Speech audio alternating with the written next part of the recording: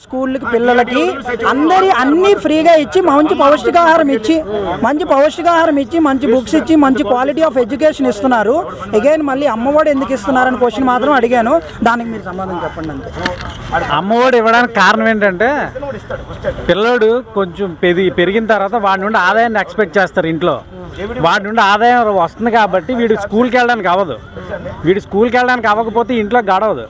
అందుకని వీడి నుండి రావాల్సినటువంటి లేబర్ గవర్నమెంట్ వీడికి ఇస్తుంది. అంటే మీ నాన్నగారు మిమ్మల్ని చిన్నప్పుడే పనులకు పంపించారు? ఏదైనా చిన్నప్పుడే పంపించారు నన్ను స్కూల్కి. నేను పరగేరాను, కోత కోసాను.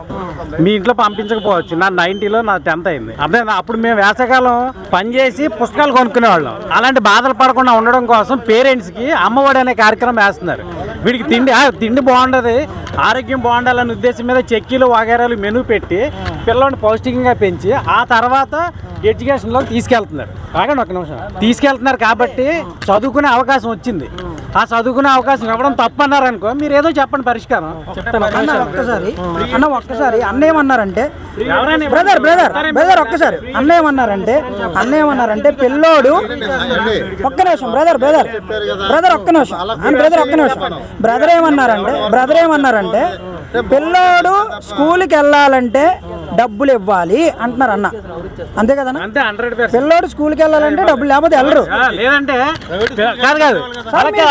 ఇప్పుడు గవర్నమెంట్ తరపున ఒకసారి మీరు గవర్నమెంట్ తరపున మాట్లాడుతున్నారు, కార్పొరేట్ల తరపున మాట్లాడుతున్నారు. సారీ, ఇప్పుడు మీరు గవర్నమెంట్ తరపున talking about corporate side sir. నేను గవర్నమెంట్ సైడ్ మాట్లాడుతున్నాను సార్. నేను గవర్నమెంట్ స్కూల్ సార్. అన్నది 90లో అయింది, నాది 2005లో government school 10th class pass అయ్యాను సార్. నాకు ఏ డబ్బులు ఇవ్వలేదు, నేను స్కూల్కి వెళ్ళాను సార్. అంటే ఇక్కడ నేను డబ్బులు నేను చదువుకోవడానికి వెళ్తున్నానండి, డబ్బులు కాదు నాకు కావాల్సింది. ఇప్పుడు మీరు అన్నారు ఏమన్నారండి? అప్పుడు చంద్రబాబు నాయుడు గారు అమ్మాయిల యొక్క పర్సంటేజెస్ స్కూల్లో పెంచాలి అని గవర్నమెంట్ స్కూల్లో సైకిల్ ఇచ్చేవారండి. అది మీకు తెలుసో తెలియదో నాకైతే తెలియదు. ఇప్పుడు నేను ఏమంటున్నానంటే పిల్లలు స్కూల్కి వెళ్ళాలంటే డబ్బులు ఇవ్వాలా అంటే ఇప్పుడు సార్ మీరు కార్పొరేట్ గురించి మాట్లాడుతున్నారు. మళ్ళీ I'm talking about government school sir. నేను గవర్నమెంట్ స్కూల్స్ గురించి మాట్లాడుతున్నాను సార్.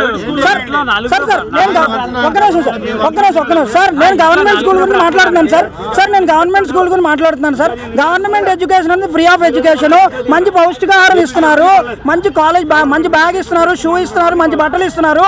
ఇవన్నీ ఇచ్చిన తర్వాత మళ్ళీ అమ్మఒడి ఎందుకని అడుగుతున్నాను. I'm talking about government school sir. I'm not talking about private schools. మీరేం చెప్తారు? డెవలప్మెంట్ లేదు, 4 years అయింది. డెవలప్మెంట్ లేదు, మన ఆంధ్రాకి ఒక క్యాపిటల్ లేదు, ప్రత్యేక హోదా లేదు. దాని గురించి ఎవరైనా డిస్కషన్ చేశారా? ఎవరు ఓన్లీ అమ్మఒడి ఈ నవరత్నాల గురించి ఆలోచిస్తున్నారు తప్ప ఓన్లీ ఒక పబ్లిక్ అంటే నలుగురు పబ్లిక్ కలిసి ఒక గవర్నమెంట్కి ఎవరైనా క్వశ్చన్ వేస్తారా? ఎవరు వేయట్లేదు. ఎందుకు? ఒకటి, మన దగ్గర నుంచి ప్రతిసారి ఇన్కమ్ ట్యాక్స్ కట్ చేస్తున్నారు. ప్రతి ఇయర్ ఇన్కమ్ ట్యాక్స్ కాస్త పెంచండి. ఫ్రీ ఎడ్యుకేషన్ అండి, ఫ్రీ ఎడ్యుకేషన్ ఇస్తే అక్కడ బిజినెస్ పోద్ది కదా ప్రైవేట్ వాళ్ళది. గవర్నమెంట్ సొల్యూషన్ ఎతకాలంటే ఉన్న గవర్నమెంట్ని కొద్దిగా డెవలప్మెంట్ చేయండి. ఉన్న గవర్నమెంట్ స్కూల్ని డెవలప్మెంట్ చేయండి. ఎక్కడెక్కడ పాడైపోతున్నాం వాటిని డెవలప్మెంట్ చేయండి. పిల్లల్ని ఎక్కడ ఒక డైరెక్షన్ ఇవ్వండి. అది ఒక పిల్లలకి ఒక డిసిప్లిన్ ఇవ్వండి. అది ఇవ్వకంటే ప్రతిదానికి ఈ అమ్మఒడి ఇవ్వడం మంచిదే. ఇది ఇప్పటి నుంచి రావట్లేదు, ఇప్పటి నుంచో వస్తుంది. కాస్త దాన్ని ఓపెన్ అప్ చేశారు. అది ఓపెన్ అప్ చేశారంటే చూపించుకుంటారు, నేను చేశాను. ఇప్పుడు ఇల్లు కడుతున్నారు, ఎవరి దగ్గర నుంచి వస్తున్నారు? సెంట్రల్ గవర్నమెంట్ ఫండ్ డిస్ట్రిబ్యూట్ చేస్తే తప్ప వీళ్ళు కడుతున్నారు కదా. వాళ్ళ ఇంటి దగ్గర నుంచి కోట్లు తీసి మనకి కడుతున్నారా? ఎట్టట్లేదు కదా. మనం గవర్నమెంట్ని అడగాలి క్వశ్చన్ మార్క్. ఏంటి అమ్మ ఫ్రీ ఎడ్యుకేషన్ ఇవ్వండి, నాదేంటో ఓన్లీ 2 సొల్యూషన్. అందుకని ఫస్ట్ ఆఫ్ ఆల్ నా తరపున అయితే ఒక 2 క్వశ్చన్స్. ఫ్రీ ఎడ్యుకేషన్ అండి, ఫ్రీ హెల్త్ ఇవ్వండి. ఎందుకంటే 50 years అబోవ్ ఉన్న వాళ్ళకి పెన్షన్ ఇవ్వండి. బట్ ఈ 3 సొల్యూషన్ ఎతికి మిగతా మీరు ఏం పెంచుకుంటారా మానుతారో మీ ఇష్టం. ఎక్కడి నుంచి ఈ కాంట్రాక్టర్ ఉన్నారు, ఇవి కాంట్రాక్టర్ బేస్ మీద అమౌంట్ వస్తున్నాయి, ఇటు నుంచి అటు నుంచి బిజినెస్ నుంచి అమౌంట్ వస్తుంది. అవన్నీ డబ్బులు తినడం తప్ప గవర్నమెంట్ ఏదైనా డెవలప్మెంట్ చేస్తుందా? ప్రత్యేక హోదా కోసం క్యాపిటల్ ఏమైనా అడుగుతుందా? పబ్లిక్ ఎవరు అడగరండి. ఒకవేళ ఒక విషయం, అందరికి 3 కలిసారు, జగన్ ఒకటే సెపరేట్గా ఉన్నాడు అనుకుందాం. కానీ జగన్ ఇప్పుడు ఒకళ్ళు ఇన్ కేసు గెలిచారని వాళ్ళందరూ బేవకూఫ్ అయిపోయినట్టు కదా. బేవకూడండి ఈ ప్రాబ్లంలు వచ్చినట్టే కదా. ఇప్పుడు ఒకవేళ జగన్ ఓడిపోయి ముగ్గురు కలిసారంటే ఏంటి, నలుగురు కలవండి, డెవలప్మెంట్ చేయండి. గవర్నమెంట్ ఏదైనా డెవలప్మెంట్ చేయాలి, కానీ ప్రతిదాన్ని డిస్కషన్ చేసుకుని గొడవలు. నేను అడుగుతుంది ఏంటంటే ఇప్పుడు వీళ్ళు ఏమన్నారంటే పథకాలు ఇవ్వడమే మా దృష్టిలో అభివృద్ధి అని అంటున్నారు. మీరేమంటారు దానికి? పథకాలు ఇవ్వడం తప్పేం కాదండి. ఒక విషయం, పథకాలు ఇవ్వడం తప్పేం కాదు. అందరికీ మంచి చేస్తానంటే ఇవ్వచ్చు. ఇన్ కేస్ ఏ గవర్నమెంట్ చేసిందని కాదు, ఒకరికొకరుగా తిట్టుకోవడం, ఒకరికొకరు కొట్టుకోవడం దేనికండి? అవి ఎవరైనా డెవలప్ చేస్తే అందరు కలిసి పనిచేయండి, డెవలప్ చేయండి. ఒక ఆంధ్రాని క్యాపిటల్లో ఢిల్లీ కన్నా మనం ముందుగా ఉన్నామని చూపించండి. ఎందుకు ఆంధ్రాని నాశనం చేసుకొని ప్రత్యేక హోదా లేకుండా, క్యాపిటల్ లేకుండా ప్రతి ఒక్కరు కొట్టుకోవడమే. ఎవడు కొట్టుకున్నా ముందు డెవలప్మెంట్ గురించి ఆలోచించాలి తప్ప నీవు ఈ పథకాలు ఇచ్చు అరే పథకాలు ఇస్తారమ్మా, పథకాలు వాళ్ళు చెప్పుకోవడానికి 4 రకాలు చెప్తారు. తర్వాత ఎవరు ఉంటారో ఉండరో ఎవరికి తెలుసు. ఇప్పుడు జగన్ సచ్చాడు అనుకోండి, ఎవడు కనిపిస్తాడు? నెక్స్ట్ ఫ్యూచర్ ఎవరున్నా తెలుగుదేశమే. మనం బేవకూకే నిజం చెప్పాలంటే. మీరు నేను అడుగుతుంది ఏంటంటే భయ్య, ఇన్ని చెప్పారు కదా మీరు, ఈ 5 సంవత్సరాల నుంచి విశాఖపట్నంలో డెవలప్మెంట్ అనేది ఉందా మీ దృష్టిలో? అంటే ఎన్ని ఇయర్స్ నుంచి అంటారు? 5 ఇయర్స్లో ఈ గవర్నమెంట్లో అసలు ముందు డెవలప్మెంట్ ఏంటి అంటే డెవలప్మెంట్ అంటే అభివృద్ధి అంటే ఏంటంటే డెవలప్మెంట్ అంటే ఏంటంటే రోజుకి డెవలప్మెంట్ అంటే ఇలా సార్, బియ్యం బస్తా 1600 అయిపోయింది, అదే డెవలప్మెంట్ లేదు అంతే. డెవలప్మెంట్ 200 అయిపోయింది, డెవలప్మెంట్. ఒకటి రైతులను చూడండి, డెవలప్మెంట్ రైతు అన్ని రకాలుగా చూడండి. ఏదైనా రోడ్ ఇప్పుడు ఎక్కడైనా కరెక్ట్గా ఉందా, రోడ్ని డెవలప్ చేయండి. మీరు వెళ్ళడానికే ఇప్పుడు ప్రెసెంట్ ప్రచారం జరుగుతుంది, ఎలక్షన్ ప్రచారం జరుగుతుంది. మెయిన్ రోడ్లు వెళ్తుండ్రు, ఎవరైనా పల్లెటూరు రోడ్లోకి వెళ్తుండ్రా? పల్లెటూరు రోడ్లు వెళ్ళండి, ఎలాగుంటాయి రోడ్లు, ఎన్ని బాధలు పడతారు వాళ్ళు. చెప్పాలి ఒకసారి చెప్తాను. అభివృద్ధి అంటే ఏంటంటే అన్న, ఈ రోజు నువ్వు 400 సంపాదించేవాడిని 800 సంపాదించేటట్టుగా చేయడాన్ని అభివృద్ధి అంటారు. అంటే ఇక్కడ నీకు నువ్వు పని చేసే కంపెనీ ఒకటి ఉందనుకో, 4 కంపెనీలు తీసుకొస్తే పని చేసే వాళ్ళు 4 ఉన్నారు అనుకో, మాకు 10 మంది కావాల్సి వచ్చినప్పుడు ఎవడు ఎక్కువ ఇస్తే ఆడి దగ్గర పిలుస్తారు. అంటే ఒక కంపెనీ ఉన్న చోట 10 కంపెనీలు తీసుకురావడం అభివృద్ధి అంటారు. అభివృద్ధి జరిగిందనుకో, మార్కెట్లో రూపాయి రొటేషన్ అయింది, అంటే అందరూ బతుకుతారు.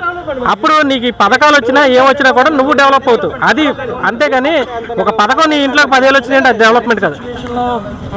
పథకాలు అక్కర్లేదు సార్, నా ఉద్దేశంలో పథకాలు అక్కర్లేదు. ఇవ్వాలనుకుంటే కష్టపడాలి. నీట్గా ఏ ప్రభుత్వం అయినా సరే 2 దాటికి చేయండి. ఒకటి వ్యవసాయం, అది లేకపోతే మీరు కూడా ఉద్యోగం చేయలేరు. 2 హెల్త్ కావాలి, ఆ హెల్త్ బాగాలైతే మీరు ఇక్కడ నించోలేరు. ఆ రెండింటికి ఫ్రీ ఇచ్చేసేయండి, మొత్తం ఇచ్చుకోండి. ఎడ్యుకేషన్ అది విలేజ్కి ఇవ్వండి, సిటీలకు అక్కర్లేదు. ఎందుకంటే దాన్ని కొన్ని సపరేట్ చేసి, కొంతమంది పేద విద్యార్థులు ఉంటారు, కొన్ని ప్రైవేట్ స్కూల్లో చదవాలని వాళ్ళు కొన్ని రాయితీ ఇవ్వడము, తగ్గించడము అలాంటివి చేస్తే బాగుంటుంది. అభివృద్ధి నెక్స్ట్ ఇంకోటి ఏంటంటే, మాలాంటి చాలా మంది ఉన్నారు. నేను జాబ్ చేయాలంటే వైజాగ్లో ఏం లేదు, నేను హైదరాబాద్ వెళ్తున్నాను ఇప్పుడు ఇంకో 1 వీక్లో. హైదరాబాద్లో ఉన్నాయి కంపెనీస్, ఇక్కడ ఏం లేవు. జగన్ ప్రభుత్వం వచ్చిన తర్వాత 2 ఏళ్ళు కోవిడ్లో ఉన్నాం. 2 ఏళ్ళు మొత్తం ప్రపంచం అంతా పడుకుంది, మనకేం తెలియదు. తర్వాత 3 సంవత్సరాలు పనిచేశారు. మెడికల్ కాలేజీలు ఎన్ని వచ్చినాయి మీరు మామూలుగా ఆలోచించండి. పోర్ట్లు ఎన్ని వచ్చినాయో చూడండి. తర్వాత ఓన్లీ డాక్టర్ ఎలా వచ్చారో చూడండి. డాక్టర్ దగ్గరికి వెళ్ళిన హాస్పిటల్, ప్రైవేట్ హాస్పిటల్స్కి గవర్నమెంట్ హాస్పిటల్కి వేరియేషన్ చూడండి, ప్రాక్టికల్గా చూడండి. ఎవరు చెప్తారో నమ్మడం కాదు. తర్వాత 25 లక్షల రూపాయలు ఒక పేషెంట్ మీద ఎలా పెడుతున్నాడో చూడండి. మన పిల్లల్ని ఎలా చదివిస్తున్నారు, వీళ్ళని ఏ రకంగా తీసుకెళ్తున్నారు, యునెస్కో వరకు ఎలా తీసుకెళ్లారు, ఐక్యరాజ్య సమితికి ఎలా తీసుకెళ్లారు, ఇవన్నీ గమనించండి. బయటకు వచ్చే అవుట్పుట్ చూడండి. 5 ఇయర్స్ తర్వాత వాతావరణం గమనించండి. ఇది డెవలప్మెంట్. భయ్యా మీరు అన్న దానిలో నాకు కూడా 16 మెడికల్ కాలేజీలు అన్నావు, వాటిల్లో మీరు పెట్టారన్నారు కదా. చెప్పలా సరే మెడికల్ కాలేజీలు వచ్చినాయి కదా, మీరు ఆలోచించండి అంటున్నారు. సరే మెడికల్ కాలేజీలు వచ్చినాయి అన్నారు, ఎక్కడన్నా కూడా తరగతులు ప్రారంభం. నేను అది కూడా చెప్పాను. ఈవేళ మీరు ఉప్మా అంటే ఇప్పుడు వండేయగలుగుతారు. గారెలు వండమన్నాను అనుకో, పప్పు నానడానికి కొంత టైం పడుతుంది, వెంటనే వండేయగలరేంటి మీరు? మరి చంద్రబాబు నాయుడు 5 సంవత్సరాల్లో రాజధాని కట్టలేదు. సార్ మీరన్న మాట సార్ ఒక్క మాట సార్, మాట వినండి. మీరు చెప్పడం కాదు, ఎక్కడ కాలేజీలు పెట్టారు, ఏ కాలేజీలు ఓపెన్ అయ్యాయి బైఫర్కేషన్ తర్వాత, అది కూడా చెప్పాలి. సార్ నేను అడుగుతుంది కూడా మీరన్న పాయింట్ మీదే. ఉప్మా అంటే ఇప్పుడు చేస్తాం సార్. మీరు అడిగింది నేను విన్నాను. వచ్చిన తర్వాత ఇన్ని మెడికల్ కాలేజీలు రెండు ఆంధ్రాలు కలిపి ఉన్నప్పుడు సార్, నేను అడిగిన రాష్ట్రాలు ఉన్నప్పుడు ఇన్ని మెడికల్ కాలేజీలు ఉన్నాయా, ఇన్ని పోర్టులు శాంక్షన్ అయ్యాయా? నేను చెప్పేది కూడా అదే సార్, ఈ ప్రభుత్వం వచ్చినాయి అంటున్నారు, నేను దానికి కాదంటలా. నేను చెప్పే కూడా అనట్లా, మిమ్మల్ని సర్వే చేయమంటున్నా, మీరు కూడా చదవండి అంటున్నా. సార్ మీరు చెప్పిందే కదా సార్, ఇప్పుడు ఇక్కడ ఎంతమంది ఉన్నారు, మెడికల్ కాలేజీలు వచ్చాయి, పోర్టులు వచ్చాయి, రాలేదు కానీ పోర్టులు రాలేదని కానీ వచ్చినాయి సార్. నేను అంటుంది ఓన్లీ డాక్టర్ రాలేదని కానీ, హాస్పిటల్లో వైద్యం జరగట్లేదు కానీ ఏమైనా ఉన్నాయనుకో, ఇదే డెవలప్మెంట్ అంటే. సార్ నేను అడిగేదాన్ని కూడా తర్వాత మనకి 42% GST రిటర్న్ వస్తుంది కదా. మరి దాన్ని ఏమంటారు? సార్ నేను చెప్పేది కూడా ఒక పాయింట్ వినండి సార్. మీరు చెప్పింది నేను విన్నాను కదా. మీరు ఏమన్నారు ఇప్పుడు ఉప్మా అయితే వాళ్ళు వండగలుగుతాం, ఇప్పటికప్పుడు గారెలు అయితే నానబెట్టాలి, గారెలు వండలేరు అన్నారు. మరి సరే మీ పాయింట్లోనే చంద్రబాబు నాయుడు గారు 5 సంవత్సరాల్లో రాజధాని కట్టలేదంటే 5 సంవత్సరాలు ఎందుకు కట్టలేదన్న మరి మీరే అన్నారు. మరి అదంట్లో 5 సంవత్సరాలు ఆయన పరిపాలించినప్పుడు వచ్చిన మెడికల్ కాలేజీలు ఇప్పుడున్న మెడికల్గా కంపేర్ చేయండి అంటున్నా. ఆ ప్రభుత్వం ఇప్పుడు పక్కన వాళ్ళు ఏమన్నారంటే ఆ ప్రభుత్వం వచ్చిన కంపెనీస్ పేపర్ అయ్యండి మనకి చెప్తారు కదా చిన్నప్పుడు పాఠాలు, లాభాలు నష్టాలు, అది ఇది అన్ని మనకి ఇప్పుడు ప్రెజెంట్ 3 క్యాపిటల్ అవసరమా? 3 క్యాపిటల్ అవసరమా అంటే ఇప్పుడు ఆల్రెడీ క్యాపిటల్ అయిపోయింది విజయవాడ. మరి ఆ విజయవాడని ఎందుకు బ్రేక్ చేసి మళ్ళీ ఇక్కడ గురించి అంత ఆలోచించడం? ఆ క్వశ్చన్ పబ్లిక్లో రావాలి కదా. ఫస్ట్ ఆఫ్ ఆల్ ఎందుకు బ్రేక్ చేయడం? దానికి అదే డైరెక్ట్గా కంటిన్యూ చేయొచ్చు కదా. ఆల్రెడీ అక్కడ కన్స్ట్రక్షన్స్ కంప్లీట్ అయిపోయి అక్కడ నడుస్తుంది కదా క్యాపిటల్గా. మరి ఇంకా అక్కడికి బ్రేక్ చేసి ఇక్కడ ఎందుకు అవసరం ఏముంది అక్కడ? సమాధానం చెప్పండి సార్. అది మన పాత అనుభవం ఏంటంటే పెట్టుబడి అంతా తీసుకెళ్ళి తెలంగాణలో హైదరాబాద్నే డెవలప్ చేసినటువంటి అనుభవం మీద ఇమీడియట్గా రాష్ట్రం విడిపోయేటప్పుడు మరొకసారి ఎప్పుడైనా సరే అంతా విజయవాడలోనే పెడితే మళ్ళీ 3 ప్రాంతాలకు ఇబ్బంది అవుద్దని చెప్పి మొదల నుండి మేల్కొన్నారన్న. అది కారణం. అంటే మీ ఉద్దేశం ఏంటి? మళ్ళీ 3 ముక్కలు అయిపోద్దా ఆంధ్ర ఫ్యూచర్ అని మీరు అనుకుంటున్నారా? ఇప్పటి నుంచే మీరు అనుకుంటున్నారా? అది తప్పు. అది అలా తప్పు. ఇప్పుడు ఒక డెవలప్మెంట్ మద్రాసులో ఉన్నాం మనం స్టార్టింగ్ లో. కాదండి, మద్రాసు అంటే అది మద్రాసు అంటే అదేంటి? మద్రాసు అంటే అది మనం తమిళ్లోంచి విడిపోయాం. ఆంధ్ర అనేది ఒకటి అయిన తర్వాత తెలంగాణ అంటే అంటే మీరు ఇప్పటి నుంచే 3 రాష్ట్రాలు చేసేద్దామని ప్లాన్లో ఉన్నట్టయితే అలా చేయండి. కానీ ఏదో ఒక డెవలప్మెంట్ మొదలెట్టిన తర్వాత దాన్ని డిస్మాంటిల్ చేయాలని పని నీకేం వచ్చింది? డిస్మాంటిల్తో మొదలెట్టాలని పని వచ్చింది నీకు? నీ ప్రతిదీ డిస్మాంటిలింగ్ చేసుకుంటూ పోతే నువ్వు నిర్మాణం ఎప్పుడు చేస్తావు? ఇది ఆలోచించాలని ప్రజలు కూడా ఆలోచించాలి కదా.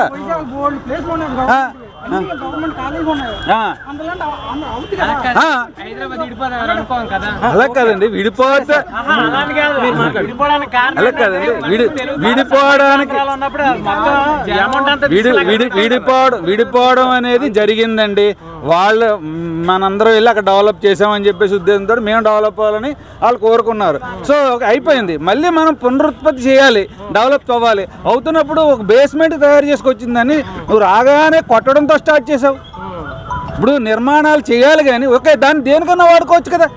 ఇప్పుడు దేని మీద కక్షతోటి నిర్మాణం జరిగింది దాన్ని కొట్టుకోవడం వల్ల ప్రజా సొమ్మే నష్టం కదా. ఈ విధంగా ఎందుకు ఆలోచించట్లేదు? మీ ప్రశ్న కాస్త అడ్డొస్తున్నాను. ఇప్పుడు వీళ్ళందరూ చెప్తున్నారు కదా వైజాగ్ ఒక క్యాపిటల్ చేశారు. ఈ 5 సంవత్సరాల్లో వైజాగ్లో ఏం చేశారు చెప్పండి సార్. వైజాగ్ నాకైతే ఏం కనపడలే. ఈ మధ్య ఏంటంటే ఇప్పుడు ఎలక్షన్ వస్తుంది కాబట్టి అక్కడక్కడ రోడ్లు మెరిసాయి. అంతకుముందు అన్నీ కూడా ఇప్పుడు ఎక్కడెక్కడ చూసినా సరే రోడ్లన్నీ కూడా నాశనం అయిపోయి ఉన్నాయి. ఇంకో చాలా పచ్చి నిజం ఏంటంటే కష్టపడి పని చేసేటువంటి కార్మికుడు సాయంత్రం అయ్యేసరికి పాపం క్వార్టర్ తాగేవాడు 70 రూపాయలు 80 రూపాయలు పెట్టి, ఇవాళ 250 రూపాయలు పెట్టి పనికి మాలిన ముందు తాగుతున్నాడు. ఎంతమంది హాస్పిటల్ పాలై చచ్చిపోతున్నారో వాళ్ళకి తెలియడం లేదు. మెడికల్ కాలేజీలు కట్టాలి ఇప్పుడు దానికోసం. అది దాని మీద కూడా జొమ్ము సంపాదించుకోవచ్చు. సరే ఇప్పుడు క్యాపిటల్స్ చేయలేదని అంటే ఇప్పుడు ఇక్కడ ప్రతిపక్షాల వాళ్ళు కానీ ఇక్కడ చాలా మంది చెప్పింది ఏంటంటే విశాఖపట్నం అనేది ఒక డ్రగ్ క్యాపిటల్ అయింది, ఒక గంజాయి క్యాపిటల్ అయింది అని చెప్పి మాట్లాడుతున్నారు. ఇందులో ఎంతవరకు వస్తుంది? 100% వస్తుంది. ఎందుకు అవ్వలేదు? అంతా డ్రగ్సే కనపడుతున్నాయి. ఎక్కడ చూసినా డ్రగ్సే కనపడుతున్నాయి. కనపడట్లేదు అయితే ఎంత కూంబింగ్ చేస్తున్నారు, ఎంత కనపడుతుంది తెలియడం లేదా? సార్ విశాఖ అంటేనే ప్రకృతి వనరుల సమ్మేళనం. ఇక్కడ మరి ఇక్కడ ప్రకృతి వనరులను ధ్వంసం చేస్తున్నారు. ఋషికొండ కానీ ఎర్రమట్టి దిబ్బలు కానీ. సో వీటి మీద మీ అభిప్రాయం అంటే ఇక్కడ ఉన్న వాటిని తీసేయడం ఏమండి? ఇప్పుడు ఋషికొండని అంటే ఆయనకి ఏదో దాన్ని ఏమంటారు, దాన్ని ఎస్టాబ్లిష్ చేయడం కోసం చేసుకున్నాడండి ఆయన. అలా కాదండి, ఆయన ఎస్టాబ్లిష్ ఏమంటే రాంగ్ ఏముంది? ఒక అలా కాదండి, కొండ కొట్టకూడదండి. కొండ కొడితే విధ్వంసాలు, ప్రకృతి విధ్వంసాలు జరుగుతాయి. జరిగింది జరిగినంత మైనింగ్ ఎక్కడ గ్రానైట్? అది సిఆర్జెడ్ లో లేదు. సిఆర్జెడ్ లో ఉన్నదానికి వేరు, అది సిఆర్జెడ్ ఉన్నది, సిఆర్జెడ్ ఏరియా అది. ఇప్పుడు ఋషికొండలో గ్రానైట్ ఎందుకు వస్తుంది? ఋషికొండకి గ్రానైట్ సిఆర్జెడ్ ఏది సిఆర్జెడ్ లో లేవు. ఈ సిఆర్జెడ్ లో ఉన్నవి తుఫాన్లు ఆపుతాయి అవి. అది వాటిని ఎవడు అక్కడ నిర్మాణం చేయమని ఎవడు చెప్పలేదండి. ఇప్పుడు మీకు అనుకూలం కోసం చేసుకున్నారు, అక్కడ ఏదో చేయాలనే ఉద్దేశంతో అది.